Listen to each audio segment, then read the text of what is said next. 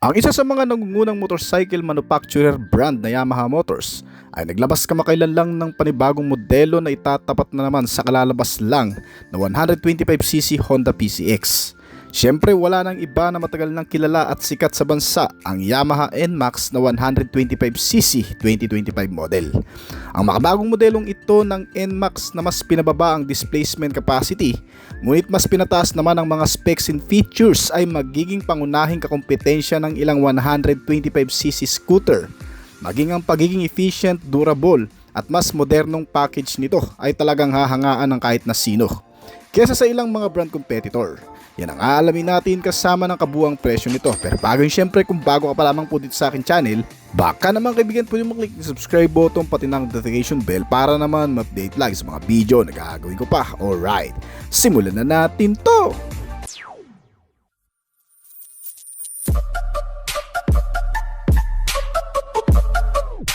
Unti-unti nang dinadala ng mga Japanese brand motorcycle ang kanilang bagong mga motorsiklo. Gaya ng Yamaha na kamakailan lang ay dinala na sa bansa ang bagong Yamaha NMAX 155 2025 model. At malamang na isusunod ng bagong Yamaha Aerox model. Pero bago pa man mangyari yan ay isingit muna natin sa listahan ng pinakabagong motor ng brand, ang Yamaha NMAX 125cc. Kung ikukumpara sa marami, ang modelong ito ay di masyadong maaasahan lalo na sa racing at sa pabilisan. Dahil ang dala nitong makina ay nasa 125 kapasidad lamang na para sa marami ay talagang mas mauungusan. Pero wag ka mga kaibigan, itong bagong modelo ay mas modern at upgraded pa raw sa mga nilalaman. Pagdating kasi sa external na disenyo at hugis at mga kabuuang detalye, ang 125cc NMAX ay itinulad sa 155cc na mayroong bagong front face style kasama ang na-reshape at na-reform na mga front garnish pairings at ang idinagdag na center light na projector LED type pa. Fully LED type din ang headlight DRL, mga turn signal lamp indicator maging ang kakaibang tail lamp nito ngayon. Kaya kahit 125cc lamang itong modelo, hindi mo pa rin basta-bastang maikukumpara sa ilang mga 125cc na scooter dito sa Pilipinas. Well, pag-usapan natin ang kabuuang detalye ng makina. Itong NMAX 125cc ay pinapagana ng 125 cubic centimeter na displacement capacity na may 4-stroke single overhead cam, liquid cooled type at 4 valves. Nilagyan din ito ng fuel-injected type na fuel supply, BVTA at Blue Core technology na may bore and stroke size na 52.0 by 58.7 mm at compression ratio na 11.2:1.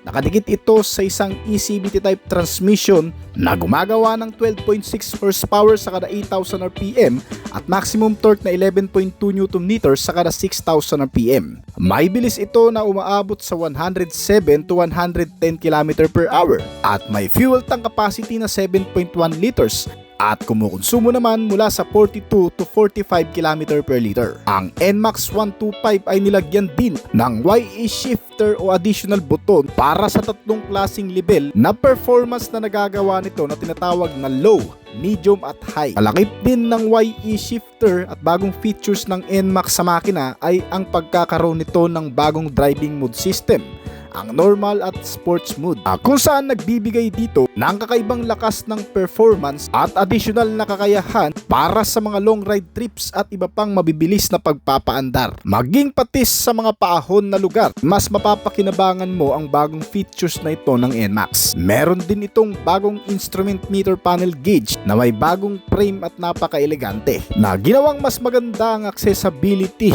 kesa sa dating nagkakaroon ng issue na connectivity features nito sa previous model. Pero gaya ng dati, ang connectivity features na ito ay magsisilbi pa ring guide sa motorsiklo para mas maalagaan natin. Habang nakakonek ang cellphone sa application na ibibigay sa iyo ng Yamaha, ay mamamonitor mo na rin ang ilan sa mga function nitong motor gaya ng maintenance recommendation, last parking position, tire pressure monitoring at iba pang mga notifikasyon at sign na lumalabas dito. Ang modernong features na ito ay nagbigay din ng isang magandang navigation na nagpo-provide ng isang modernong modernong GPS technology at real-time map para sa mga turn-by-turn direction na kung saan hindi mo nakakailanganin pang ilabas ang cellphone, lalo na kung hindi mo kabisado ang mga lugar na pupuntahan mo. Dahil gamit lang ang bagong features na ito na makikita mo na sa instrument meter panel gauge nito, ay tuturuan ka na rin nito ng tamang direction kung saan ka man patutungo. Well, tulad ng 155cc NMAX,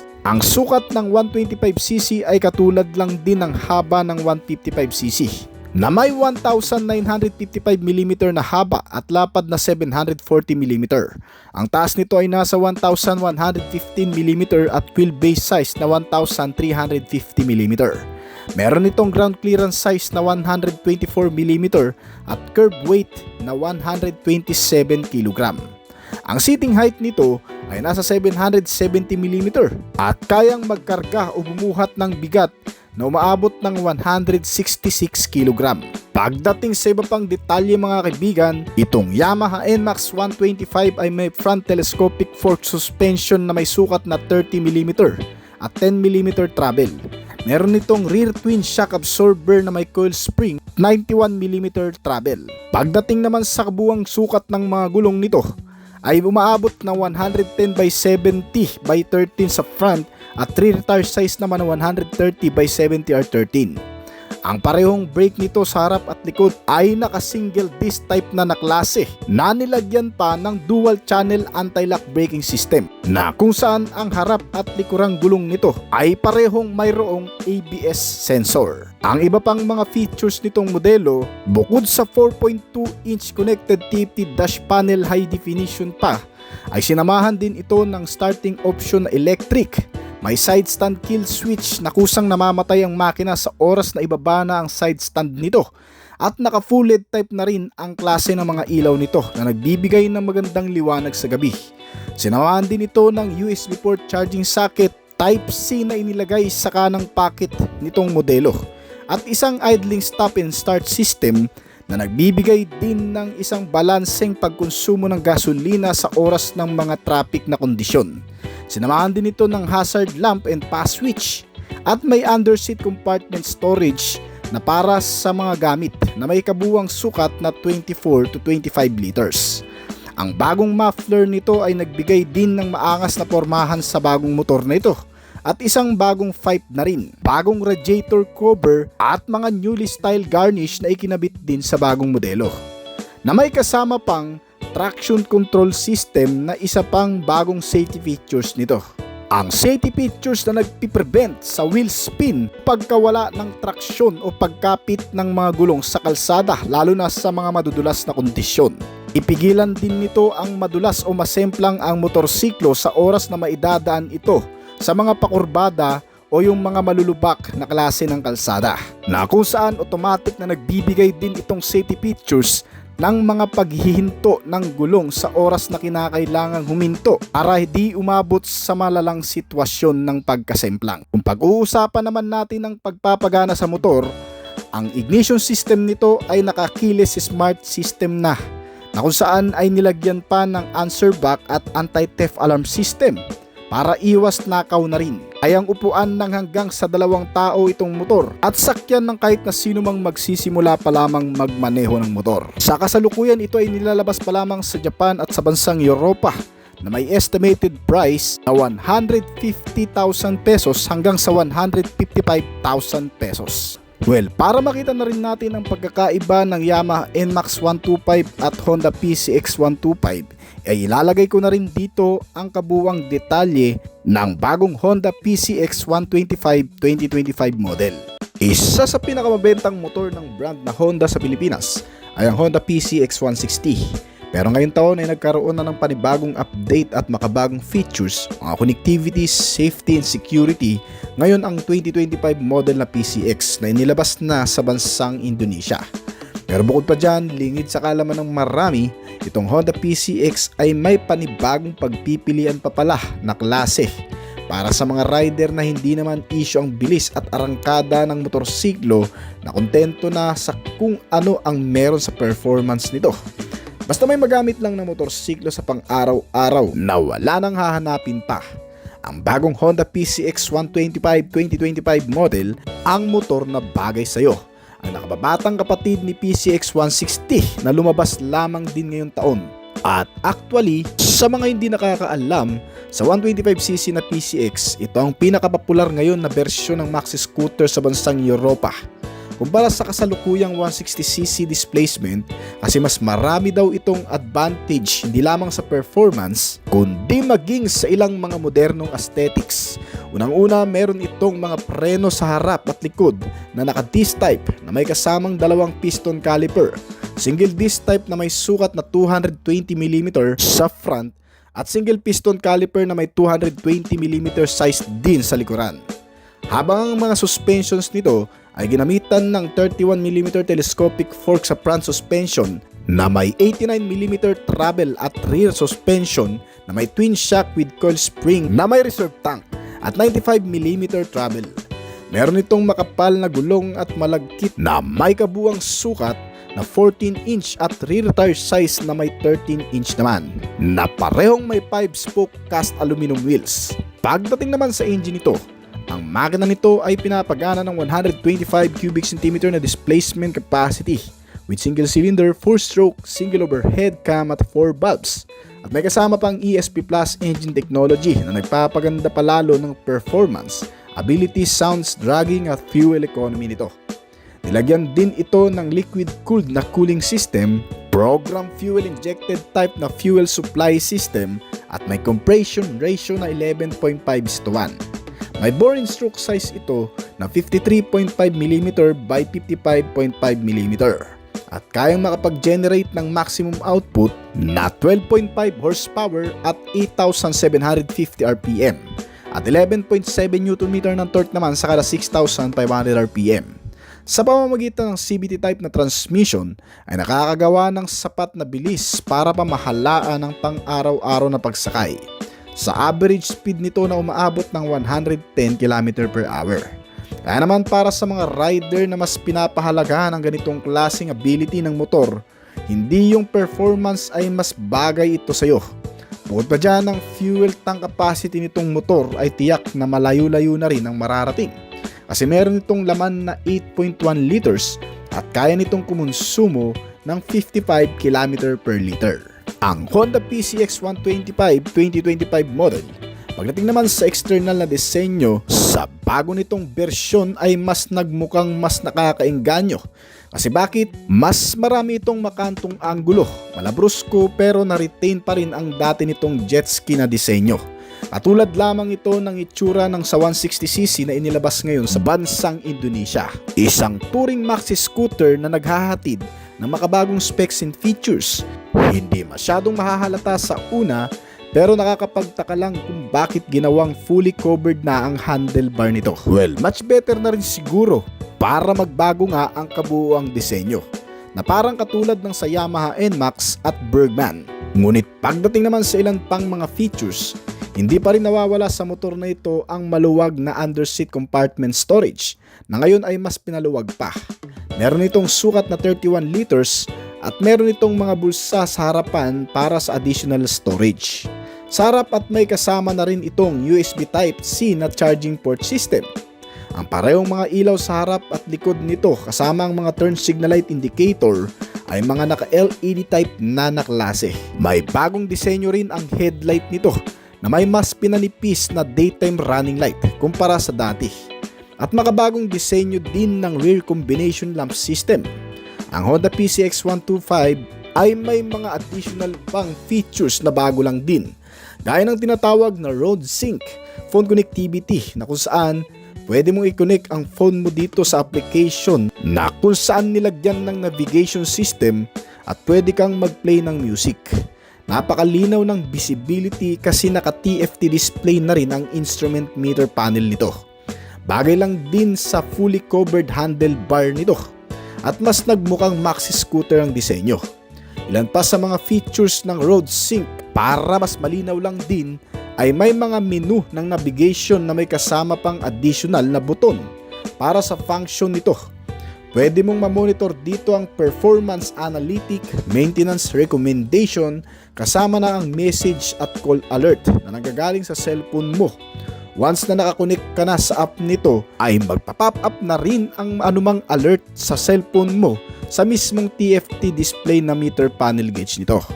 Ang RoadSync app na ito ay napaka-accessible pa na nagbibigay din ng mas maraming information sa rider na kung saan dito ay makikita mo rin ang real-time direction na may kasamang audio sound na mag-guide sa'yo sa mga direksyon na pupuntahan mo kung sakaling maiset mo na ito. Lalo pa itong magiging convenient kung may mga intercom ka na ginagamit na kung saan maririnig mo na lang ang mga sound kung saan itutukoy ang direksyon na mas ginawang komportable palalo sa mga naghahanap buhay.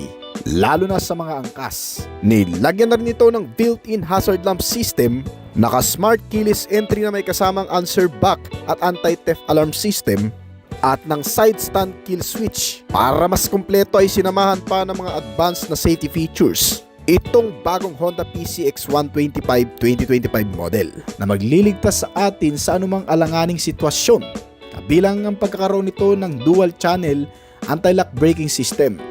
Nagpiprevent sa mahigpit na kapit ng brake during emergency braking at nagpiprevent din sa mga pagkaskid ng gulong sa oras na magpipreno sa mga madudulas na kondisyon. Nilagyan pa ito ng HSTC o Honda Selectable Torque Control na gumagamit ng sensor para mamonitor ang bilis ng ikot ng mga gulong sa harap at likod, na nag-a-adjust din ng engine power at nag-a-apply ng mga brake para maiwasan ang pagkaskid ng gulong, na kung saan yan din ang purpose nito. Itong Honda PCX 125 ay ginamitan din ng chassis frame na tubular steel at underbone. Isang matibay na metal na hindi ganun kabigat, na may nakadikit na matitibay na suspensions, brake tires at complete body fairings para sa mas compact na paggamit sa loob at labas ng syudad. Meron itong ground clearance size na 135mm at seating height na 763mm. Ang wheelbase size nitong motor ay nasa 1,315mm at tumitimbang itong Honda PCX 125 ng 134kg. Nagkakahalaga ito sa European market sa halagang estimated price na 222,000 pesos. Yan ay estimated pa lamang kasi maaaring magmura yan kung sakaling dalhin man ito sa Pilipinas. Ngayon taon din daw posibleng dumating sa bansang bagong Honda PCX 160 2025 model. Kasunod nito ay dumarami na rin ang mga rumors at espekulasyon tungkol sa paglabas din ng bagong EDB 160 2025 model. Pero bukod pa doon ay may isa pa palang modelo si Honda na sobrang ganda ngayong bilhin kung sakali mang makakarating sa bansa natin, ang bagong Honda Forza 125 2025 model.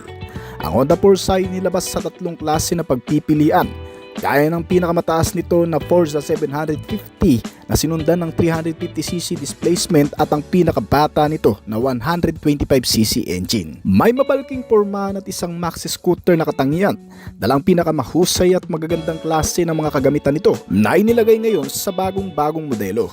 May bagong malinis na itsura na sinamahan ng LED light, DRL, twin LED headlamp, LED tail lamp at mga turn signal lamp indicator. Ang kakaibang instrument meter panel gauge nito ay mas nakakainganyo ngayong gamitin dahil mas nakakaaliw ang mga animation at function kasama ang mga notifikasyon at mga sign na lumalabas dito. Isang LCD type display instrument cluster na maraming access gaya ng water temperature gauge, odometer, dual trip meter, average fuel consumption, clock at oil changer indicator. Ang mga makikita mo dito na mas moderno pa raw ngayon kung ikukumpara sa dati at ilang mga kasabay nito. Meron din daw ito ngayong bagong connectivity sa gadget na Bluetooth na parang RoadSync ng Honda PCX ngayon, na kung saan ay pwede mo nang i-connect ang cellphone mo para magkaroon ka ng access sa ilang mga notifikasyon at maintenance recommendation nito. Ang bagong RoadSync ay sinamahan ng mga music at audio visuality kasama ang navigation system para sa dagdag na access at ang maporma pang bahagi ng motor gaya ng mga naglalakihang mga fairings nito at napaka-bulky na hugis na sinamahan ng matataas at adjustable na windscreen na nagpapaganda sa aerodynamic. Meron din itong upside down telescopic fork front suspension, dalawang rear shock absorber na may kasama ring coil spring. Hindi man masyadong halata pero itong scooter ay magagamit mo rin kahit sa mga off-road condition, na may kasamang mga tires na nakadisenyo na rin sa kahit sang mga kalsada. At dalawang malapad na ventilated disc brake sa harap at likod na gulong nito, na may kasamang dual channel anti-lock braking system, at nilagyan na rin itong motor ng isang traction control para mas mapanatili ang balancing pagmamaniobra. Nilagyan din ito ng USB port charging system na may kasama namang malaking bulsa sa harap at isang malaking underseat compartment storage para lagayan na rin ng ilang pang mga gamit.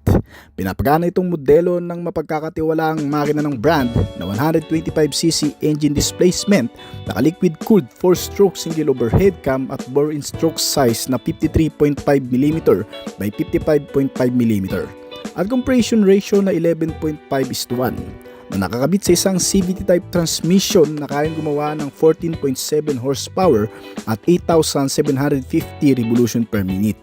Habang ang maximum torque ay nasa 12.3 Nm sa kada 6,500 revolution per minute. Nilagyan na rin ito ng isang ESP Plus engine technology na nagpapatipid ng fuel economy. Bagamat mabalki at napakabigat na klase, kaya pa rin itong umubos ng 1 litro sa loob ng 50 kilometro. May fuel tank capacity na 11.5 liters. May kabuuang bilis din itong nagagawa na umaabot sa 110 km/h. Meron itong 15-inch front tire size at 14-inch naman sa likurang gulong.